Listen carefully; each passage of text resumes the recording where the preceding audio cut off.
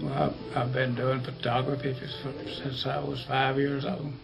My grandfather gave me my first camera in 1947 and a couple of rolls of film, and I've been trying all my life trying to make a good picture from it.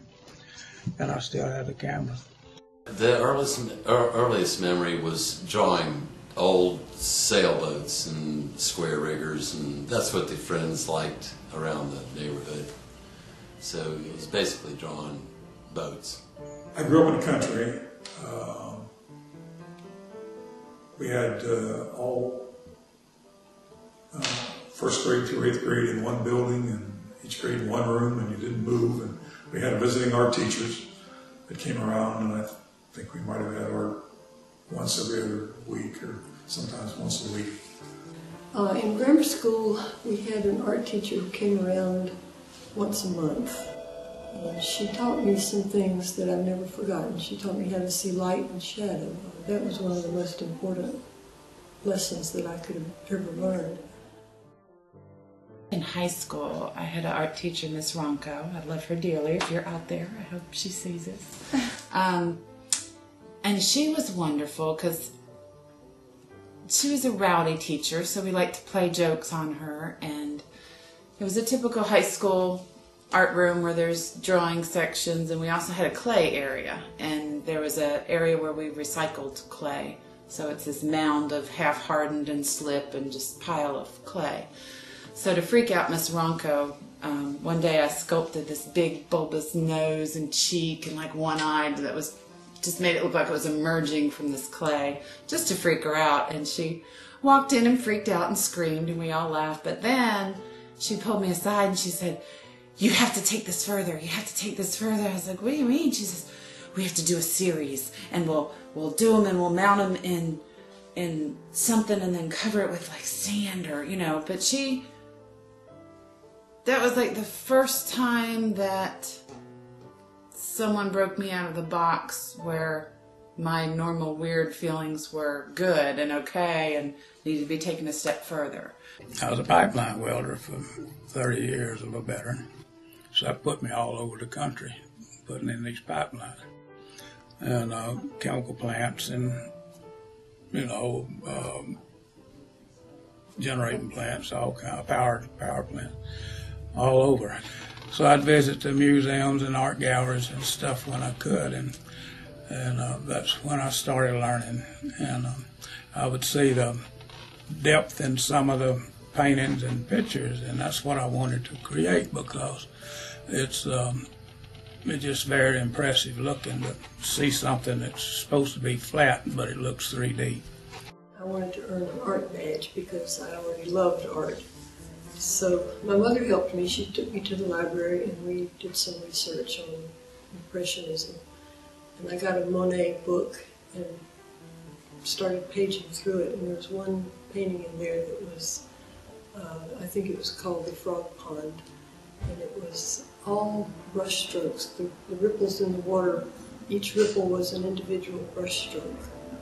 And it just blew me away. I couldn't have been more than 8 or 9 years old.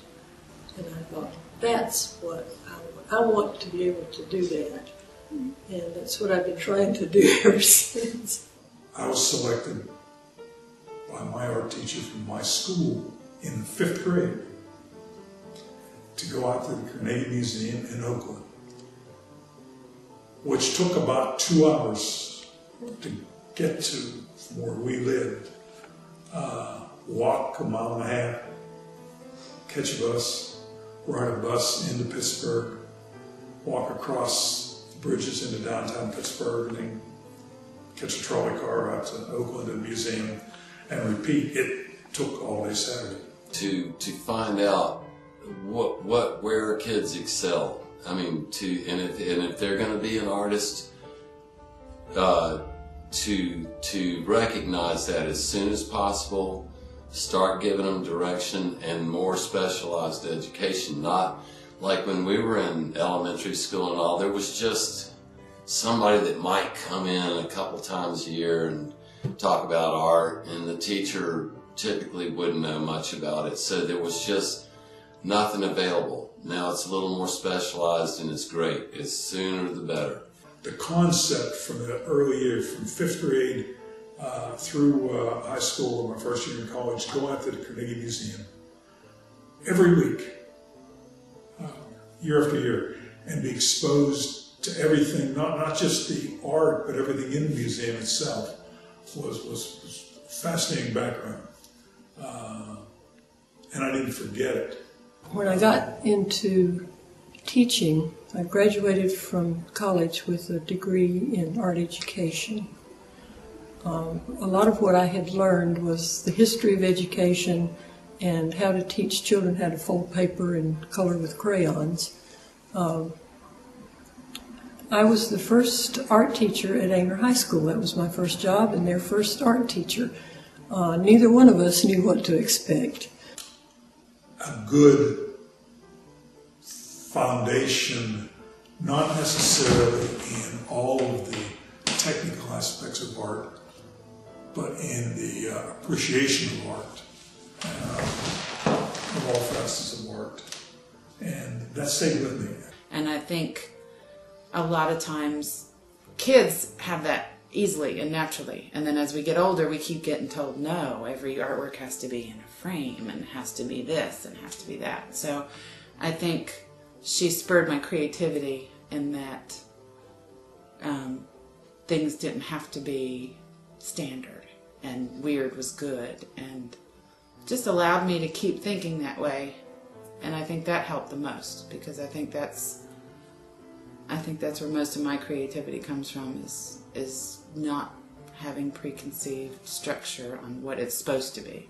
I don't start with what it's supposed to be. I start with what it is and let it become.